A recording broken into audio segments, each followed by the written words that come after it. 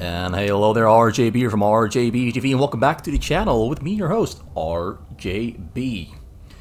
So far, we have in this tag team battle best of set between Trisha 458 and Gensay and Rabbit, we have 4 wins for Team Trisha and 458.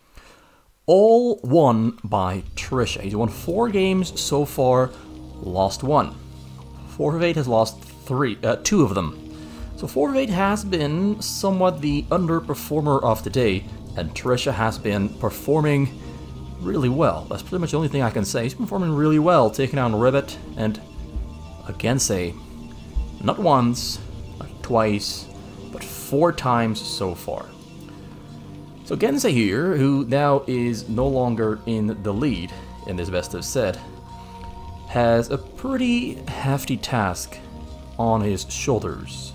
Hopefully it's not weighing him down. Hopefully he is going to use the stress of having to beat Trisha to perform at his best. And I think Gensay is the kind of person who is, the person who performs well under stress. I think all of these players perform very well under stress. So we have the most standard and orthodox of all build orders coming out here from Gensay, starting off with a supply depot before the barracks. This is the most standard of all standard openings.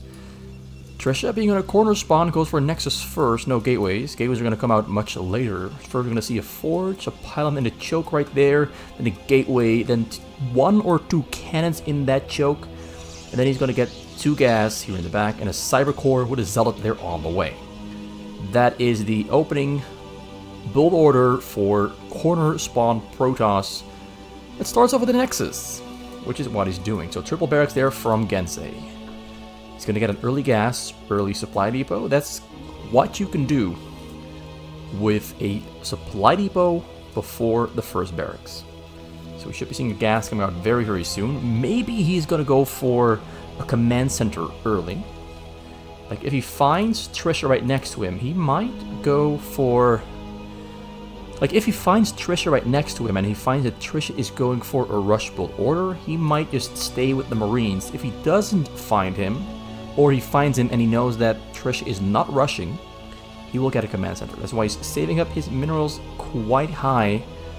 There it is, there's the command center. He doesn't even know. He hasn't even found Trisha. He doesn't even have information yet. So without any information whatsoever, he is going for the command center. So taking some small risks here. Taking some small risks, because when you go for triple barracks, no academy, no refinery, there is some risk involved in the Protoss being able to overpower you with just brute force pure muscles, and that's what he's going to do. Triple gateway coming out very early.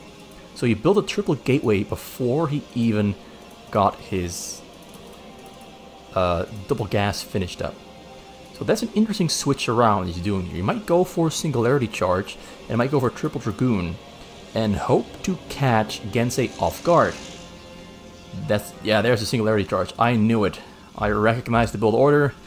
Might get a gas number 3. There's gas number 3 already coming out very, very early into the game. So he's delaying the robotics, he's delaying the Citadel of Adun. He's going straight into cybernetics technology, Dragoons with Dragoon range, with the purpose to catch Gensay off guard.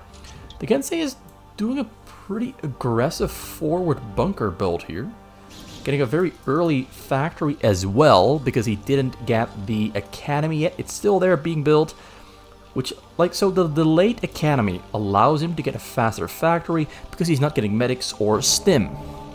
Double gaster in the back, 22 SCVs, double command center, triple barracks here from Gensay. Stim should be on the way very soon. It's range first. It's range first.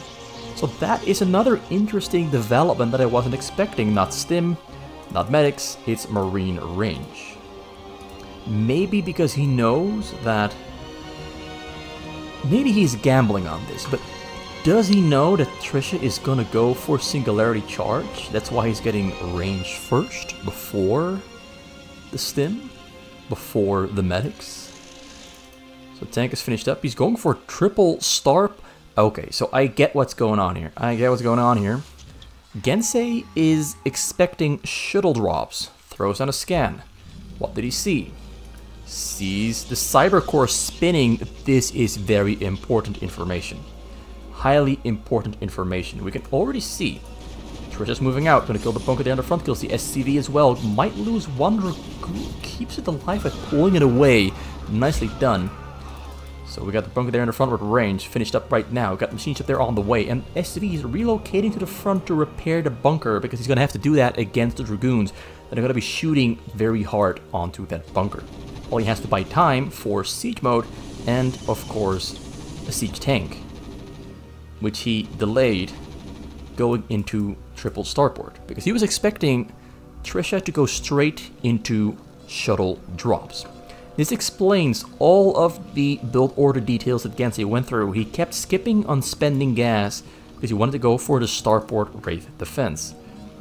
And getting the range first for Marines was by pure chance, just so the exact correct choice to go for. Because now the Dragoons cannot break through the front because they will take damage from the bunkers, because the bunkers now have the exact same range as the Dragoons. So very, very good play from both players here. A little bit gambly, I must admit, but it all worked out just perfectly fine. Triple robot there in the front, double cannon, which means the Wraiths might actually get something done. He's already flying across the map. He's going to try to fly in from behind here, outside of cannon range, and put the Wraith somewhere right around here and try to snipe the shuttles. That is my prediction, although there's already a shuttle on the map, and we have Dragoons on the high ground. So no turrets on the left side here for Gensay. Trisha is playing this pretty smart. Like, the Dragoons are still useful. So he comes in, cannons are on the way to protect the robot. That's actually his pylons. Of course, they're on the side. Shuttle spawns, shuttle under attack. He's going to try to take it down. And he fails a micro click, and it survives on one more hit. But now he's going to have trouble picking up the Reaver. It's going to have to do really quick. Wraiths are leaving. They're going to go and try to intercept the shuttle when it is flying across. So he's hunting for it right now. There's an observer there in the air. We got courses there flying about, hunting for the Wraiths. But it's... oh, tanks are on the high ground here. Wraiths flanking from both sides, which might mean the shuttle... it doesn't really have a path to fly in from. Although the tanks are sieged up a little bit too close, actually this is exactly outside of range. Finds the observer as well, gonna take down the observer to protect the Wraiths, but oh, almost all the Wraiths do go down, and the shuttle drop there comes in over the top side, arrives in the base. Beautiful setup here from Trisha. This setup is absolutely beautiful. He completely outplayed what Gensay was doing, but he doesn't actually get that many kills, although that one more shot, no, not one more shot. So there, right there, you could see, honestly, a never-before-seen drop setup by Trisha, and I really, really like it. He's doing everything, and I've said it before in a previous game as well, he's doing everything accordingly to the flowchart, the manual. He's following it by, to the T. He's following it to the T. It's very impressive to watch. He's not deviating, he's not improvising, he's following the build order as it is intended to be done, with all the small little details and responses based on what he is observing. He is a flowchart gamer. Comes in over the bottom side but flies into the Wraiths. So the shuttle does not even get close to the SCVs, but he has a supply lead now and a worker lead because he hit that earlier Reaver drop. 45 SCVs, so there's a 22 worker difference, and that worker difference is going to put Trisha into a pretty commanding economic lead. He's going straight into carriers here. He's not even going to go for shuttle drops anymore. Well, correction, he is going for shuttle drops. I meant to say he's not going for gateway mass attacks like he did in the previous games. He's going straight for the carrier strategy. 5 Stargates already finished up, one more on the way, and we have a fleet beacon being warped in, and a second cybernetics core as well. He's getting armor for air and weapon for ground, so no shield upgrades there yet on the map for Trisha. We have the Wraiths from Gensay flying in again, but the shuttles are already leaving. He's missing the shuttles by about 4 to 5 seconds. But it of course means that Gensay now also knows the shuttles are no longer there in the base, so he's already preparing his defenses to intercept the shuttles there over the right side. Comes in over the top left. Shuttles pretty much all to go down. And he arrives here on the scene, unloads, but there's no Templars in between, no Reavers either. They all went down in the shuttles here on the top left corner earlier.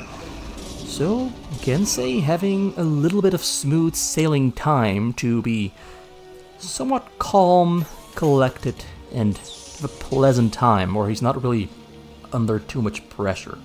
Gensay likes this situation. But will he be adequately prepared for the mass carriers coming out very soon? Trisha is preparing another drop. He's going to keep on dropping pretty much all game long, and when the carriers are finished, he's going to do it under the protection of interceptors. Tanks arriving in the... He's going to kill the cannons. Oh, beautiful move. Really smart stuff from Gensay. This is the kind of stuff that sets Gensay apart. Chasing down the shuttles, unloads the Reavers, because he has to. But now the Reavers are outside of the shuttle protection. There's no more cannons on the scene. The raids have pretty... The raids are really paying for themselves. Those raids are paying for themselves. But the drop did escape. So now he's going to fly across the map and try to get in again. But the raids, oh, Gensay knows the raids are... The shuttles are probably flying over the top side. And he's looking for them, but doesn't find them because Trisha redirected to the bottom side. This is a prime... This game is a good example of really good map reading from both players. They're being very proactive with their moves. Engineering bay there detects the... gives vision for the turrets, so the shuttles can't get in.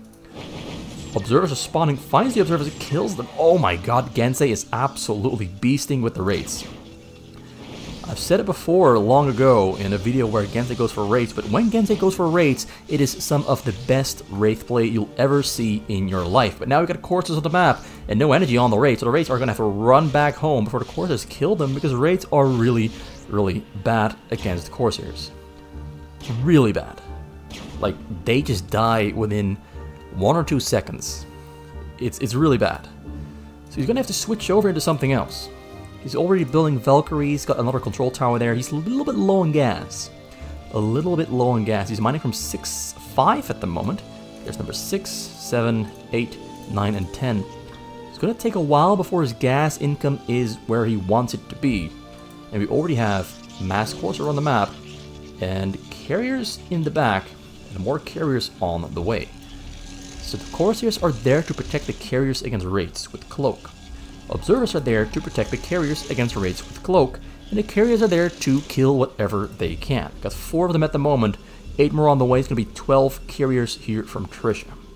Raids and dropships, going to try to fly in over the left side, but it looks like Trisha knows because he's got a lot of vision on the map. Finds the raids, kills a bunch of them, but the raids were a distraction. Here comes the dropship. Tanks inside, but the carriers are on the scene to protect the probe, so probably won't lose a lot of probes. I'm wrong, he loses a couple of them. One down from about 75 now to 60. So at least he did get a hit, maybe even at 80 of them. Not sure exactly how many he lost, but he had more than 75, so at least 15 died. Now the gas for Gensay is in a better position. He's got more refineries, 65 SCVs. A little bit low on SCVs, but he's making it work. He's making it work. Marines moving across the map. Gonna try to kill and stop the cannons on the middle. It's a good way of using the last Marines you've got. You no longer need them, so might as well get some use out of them, and then replace them with the mechanical revolution of tanks, raids, Valkyries. These Marines are out of a job, but this is their last job. And once they finish this last job, they will be dead and gone, sadly, because the cannons are right here, and they're gonna run. They're gonna run right into the cannons, I assume. Scratch that. He's got something else on his mind. Gensay is pushing across the map. A lot of SCVs in between to build turrets, and the Marines are gonna be there to kill interceptors. I was wrong. Gensay has another job for those Marines, and it's a respectable one. They're not just gonna get thrown away to open up supply space. They're gonna be here to kill Trisha. They're gonna be contributing to the final win. The big carrier army moving over the top. He's going to go for a counterattack, finds a wraith, kills it, observers in between to protect against the cloaked raids. He's got a couple of them, well, literally a couple of raids, just 2 of them, but the Valkyries here, how many does he got? 10 of them. Goes in over the top corner, but now the Corsairs coming in to kill the Valkyries. Valkyries running away. Goliaths are nowhere to be seen. They're all right here on the other side of the map. Gensay might have just miscalculated a little bit. Wanted to go for a base trade, but Trisha just outplayed him with a slightly better decision-making flowchart. Goes straight for the command center, takes it down. The carries who are in the base are just killing everything. Valkyries not really that strong. They did kill the Corsairs, but you know the damage has been done. Killing the scans to make sure that he can go for Dark Templars. But we have turrets in between. He's gonna have to build more turrets really quick. There's no turret protection here in the front. No protection for these tanks and Goliaths are in the front. Building turrets really quickly. Trying to get... Oh, storming on the SCVs to stop the construction of turrets from a distance. But some of them do stay alive. Carriers in the back are still killing everything that they can. They kill the scans. Do we have science facility? No. No science facility here from Gensay. Dark Templars are spawning. Turrets are finished up there in the front though. This one's going to go down to the cannon. And, oh yeah, Gensay misread the situation really, really badly. He forgot that Trisha had a free access point into his main base over the top side.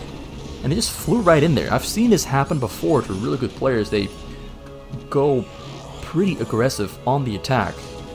And then they get backstabbed by carriers just like this. And then there is seemingly no coming back from the damage being dealt. He's got 27 SCVs still alive. He didn't drop him. It's just the carriers killing all the SCVs on the scene. The observers are gone though. So the cloak rates are going to finish off those carriers. But literally the damage has been done. He's still pushing forward here. Still pushing forward valiantly. But there's Dark Templars in the mix. Unloading on top of the tanks. Oh yeah, Trisha deserves a lot more credit for his skills than anyone or everyone has been giving him so far. He's really good. This is really good stuff from Trisha. This is way better than I thought we would be seeing from him. He's completely tearing Gensay apart. And Gensay, as we've all know, as we've all seen, is a really formidable top-level opponent. And he's making him his little bitch. He's absolutely making him his little bitch. He's just smacking him around with a pimp slap, backhand, and he's just flying all over the place. He's being absolutely obliterated. I've said the word many times before, but it is true. Gensay is getting obliterated with very precise and smart play from Trisha. Very calculated. This guy is the definition of flowchart application to strategy. If you see A or B, then you know you gotta do C or D. And he really is that kind of player. He adapts quick. Does not linger too long on doing the exact same thing over and over. He does not brute force. He does not brute force his way into the enemy base. He instead methodically creates a weakness and exploits it. So mines in the middle are Gensay's last line of defense. More carriers are on the way. 9 of them, in fact, are on the way. But he only has 8 Stargates. 9. There's a run right here. So I didn't see that one. I'm completely blind. Did not see that one. So now I want to know what his upgrades are for his air. We can see he's 2 shield, 1 shield, 2 armor. We have upgrades on the way for both carriers. So level 1 attack is finished up, getting level 2 attack, getting level 3 armor, getting level 2 shield. Gensay currently has, on his raids, 1-1. He has no Goliaths in the mix. He doesn't have the money to build Goliaths, my friends. He's just going all in on the raids as a last-ditch effort. Find some shuttles, though, that are trying to snake through. Takes those down. Zealots there clearing out the map, looking for stuff to kill. More Zealots there running about. Just looking for stuff to kill. Basically, what they're doing, just send them out with an attack move. They will take care of themselves. Takes out some mines. Tanks there in the middle of the base. So he sees those tanks. Sees that there's not really that much present in the base. He needs more Goliaths right about now. Goliaths would really do a lot of work against those carriers that are currently not yet operational, but building their interceptors and will soon be ready for the attack. This is somewhat of a small little break in between the action. where Gensay is allowed to rebuild and recover as he goes in for a tank drop again. Unloads on the scene, tanks sieging up, probes running to safety, kills quite a nice number of them. 9, 13, a couple more. I think he killed about, I'd say 22. Make it 21. He killed exactly 21 probes because he had 65 probes. Wait, 44? 65? Yeah, 21. 21 probes killed. But I don't think Trisha minds too much because his carriers are operational.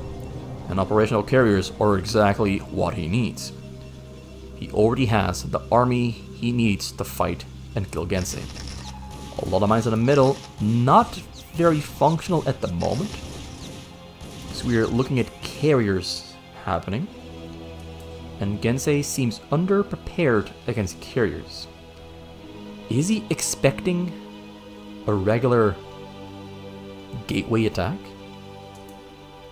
Is he expecting a regular gateway attack? Oh, he finds the carriers. Oh, he sees them. I think he's gonna build Goliaths soon. Or he's just gonna rely on EMP and Valkyries. I really don't know what he's thinking. You would expect him to build some Goliaths, but he's not building them. It's a very peculiar choice that I'm not sure I agree with. Yeah, it's gonna be just Valkyries. He's gonna rely on just the Valkyries to defend, use the EMP to shred those shields on the carriers. But we have a lot of Corsairs in the mix, and Corsairs are the natural enemy of everything that flies in the air except the Varus, because they are the enemy of the Corsairs. So, goes in over the top left. We have upgrades finishing up there for Gensay very soon, but he might lose the armories before they are finished, because the armories are on the left side. Prime target. Yeah, he goes and cancels the upgrades. This is sour for Gensay. Goliaths are being built very quickly. Goliaths are being built. He now realizes that it's just pure carriers, pure Corsairs. Drop waiting to go in. Valkyries and Wraiths waiting in the back, waiting for the EMP to go in. Observers, we have 5 of them? 5 observers. So Cloak is not a problem. So he goes in with the drop. Gensay isn't noticing this. Senpai is not noticing the storms and kills a bunch of SCVs. Double storm, 27 kills. That was an ugly one. Goes in there with the air attack onto the Corsairs and carriers. But the Corsairs are destroying the Valkyries. The Valkyries are dead and gone. And Gensay taps out, calls GG. Trisha with a methodical and smart win. Did not try to brute force anything. He just followed the flowchart. And it told him to do exactly this, and he did it exactly as he was told. This is by the book, Protoss, standard but highly effective and beautifully executed, very smart and controlled gameplay. Does not take risks, you could see it. Trisha did not take a single risk, and Gensay took a lot of risks, a lot of them, all over the place, non-stop, everywhere, all the time. Risks into risks, and none of the risks paid off because risking does not work against the most standard of all playstyles that Trisha applied perfectly. That puts the score at one more win for Trisha and 4 of 8 at 5 wins against 3 losses. Can Gensay and Rabbit make a comeback? Find out in the next video, where I'm going to do a whole lot more replays to wrap up this tag team battle once and for all.